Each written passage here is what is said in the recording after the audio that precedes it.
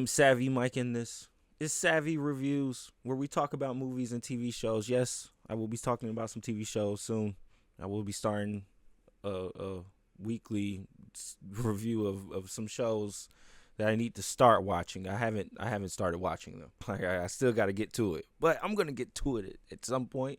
Either way, I am gonna get to seeing Predator Badlands as well. I want to at least do that before the weekend comes, because yeah, I went and saw the movie. I did, but I didn't finish it for other and various reasons. But you don't want to hear about that. You want to hear about how I felt about the new movie by Guillermo del Toro. I hope I pronounced that right. Written and directed by him. Starring Oscar Isaac, Jacob Elordi, and Mia Goth. And it's called Frankenstein. This is Guillermo del Toro. I would say this is his rendition of Frankenstein, but the book was already written that he adapted. But either way, if you listen to him tell it, this is one of his favorite stories he was told as a kid, this and Pinocchio. So didn't he adapt Pinocchio, or didn't he make a Pinocchio movie for Netflix as well? I believe so. I don't know. But he did that, and now he's doing Frankenstein. And this is a 2.5-hour epic of Frankenstein. Now, that could be good. It could be bad. It depends on the rendition, how it's being told, and what's happening in the story. So we're going to get into the good. We're going to get into the bad. And then I'm going to give you my overall thoughts and opinion, give you a score out of 5 Savs, and we're out of here. Here we go. So the good. I liked a lot about this movie. A lot. A fucking lot. This is a really good movie. Really good. Like, I've seen the Frankenstein story told a few times before. And, while it has always had the aspect we are the monsters that we create, I never seen it so deeply told like this. Like, this was basically a father and son crashing out on each other movie. And I enjoyed every second of it. I did. I'm going to get into the bad in a minute, but as far as just overall pace goes, I enjoyed it. I thought the movie kept to a good pace. It moved. The story started with a prelude. It did that thing where it starts at the end, but it worked. It made sense. It's basically a flashback movie, if anything. Like, we're flashing back to Victor's tale, which is Victor Frankenstein, the man who made Frankenstein. And then we're flashing back to what they call the creature's tale. They don't really call him Frankenstein in this. And so we're getting basically both sides of the story. And in that, what you're doing is you're kind of humanizing Frankenstein. Because in a lot of renditions, while he does become a monster, usually he kills Victor off and it's him now. It's like, I'm him now, and y'all got to deal with it. But in this one, this was a more personal tale, a more, to the heart tale. And I wasn't mad at it. I wasn't mad at it at all. Like, it's still gory. It still has violence, but it worked. It worked well. I really liked it. I really liked the father and son aspect, and every way he went with that. Like, every way the story it was adapted from, I like the fact that was kind of the focus of this. It wasn't that, he created this monster and now the monster is killing a whole bunch of people and you got to stop the monster now. No, it wasn't that at all. This was a very personal tale.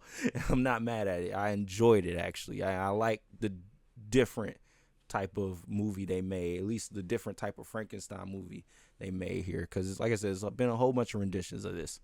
And I really enjoyed Jacob Elordi playing Frankenstein. In the beginning, I was like, so is he only going to say one word? And then we get to his tale, and he starts to tell his story. And this nigga can speak. So it was cool to see that. I think Jacob Elordi did a really great job of playing a man who was assembled, basically. Not a person, actually, but a man who was assembled, who is a monster in a sense, and doesn't necessarily turn into one, but that is how he walks, and that's how he looks. He looks like nightmare fuel, and it works. Jacob Elordi did a really good job at bringing his Frankenstein to the screen. Shout out to him. Oscar Isaac, of course, kills it every time he does it. He did a really good job in this, playing Victor, playing the mad scientist who you want to root for, but in the end, we are the monsters that we create. And you realize that, oh no, Victor's a dickhead, and that's just what it is. But that's how each Frankenstein story kind of went. We are the monsters we create. That's basically the whole premise of Frankenstein.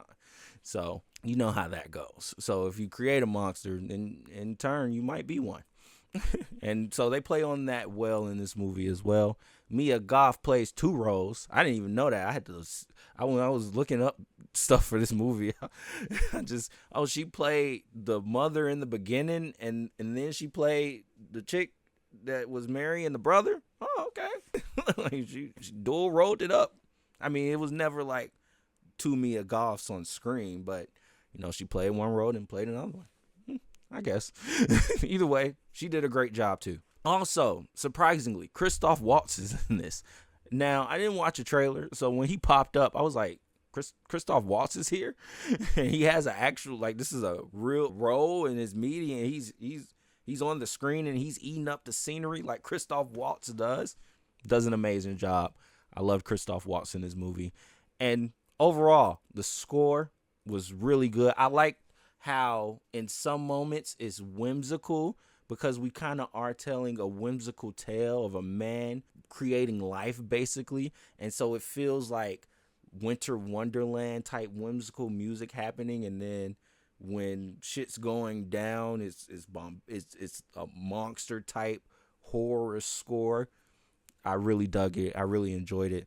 And honestly, shout out to Guillermo del Toro, man. It was some shots in here that I wished I was in the theater. I'm like, Netflix needs to just, I get they gave this a limited theater run, but just put it out wide. I would have been there to watch Frankenstein. I would have paid money to see it. Yeah, I'm giving Netflix money every month, and I can watch it that way. But this movie deserves to be seen on the screen. That is the truth. I'm not even gonna lie to you. Honestly, if they ever put this out again in the movie theater, that's probably will be the second time I watch this movie, because it is a good movie. And on top of that, I want to see this on the big screen. It looked really good. Guillermo del Toro did an amazing job with the direction and the shots in this movie. The acting was great. Overall, really great movie. I'm not going to lie. But it is some decisions that are made at the end of the movie that, I went, my thing is, we know who Frankenstein is. He can't die. And so it's kind of like, once characters find out they can't kill him, for some reason, they still try to kill him. Now, I get you don't want to reason with a monster. You want to try and destroy it the best you can. But if you realize your gun's not working, your what's that thing called that fucking... I know what you did. I know what you did last summer. Who is the horror movie monster that walks around with that fucking farm tool? Y'all get what I'm saying, right? I don't know. But yeah, if you stick that in him and he don't die, what makes you think this nigga's gonna die? Honestly, the wolves was the smartest one.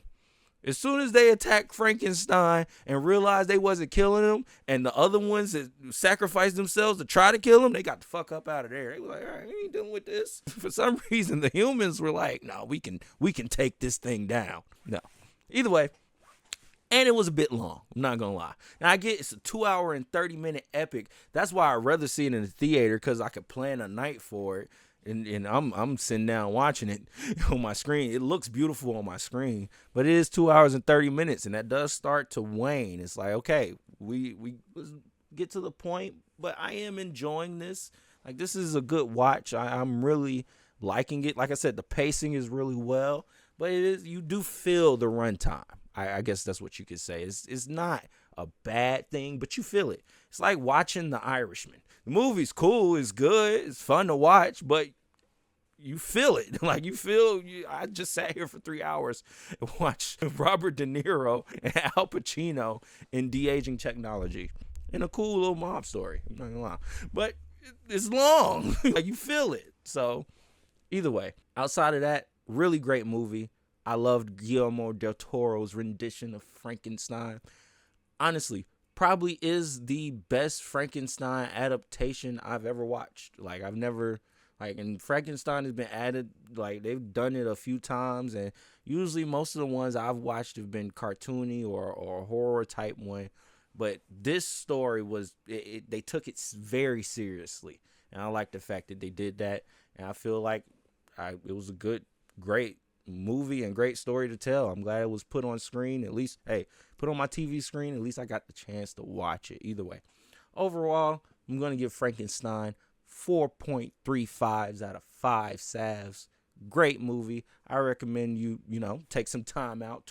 I promise you won't be mad because it's not boring. Like, it's not a boring movie to watch at all. It's really good. Guillermo del Toro, like I said, he directed his ass off. It's so much detail in this movie. Like, when Victor is assembling Frankenstein, it's so much detail, like, to the tendon.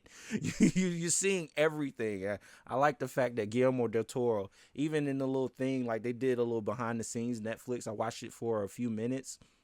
And even in that, he said, look, when I'm approaching something, it has to be perfect. And not a fucking cent was wasted on the screen. I'm not going to lie. Either way, let me know what you think in the comments below. Did you enjoy Frankenstein? Have you seen it? What did you think about it? As always, I am Savvy Mike, and this is Savvy Reviews. Peace.